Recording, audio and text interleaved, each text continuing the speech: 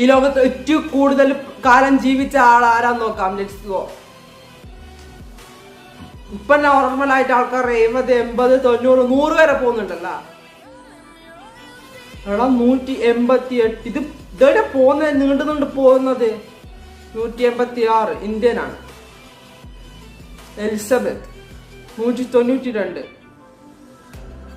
Oh my god, 194 years. 250 years. ഇതെവിടെ പോകുന്ന case? 250 കഴിയാനായിട്ടില്ല, ഇനിയുണ്ട്. LP Swag 615 673.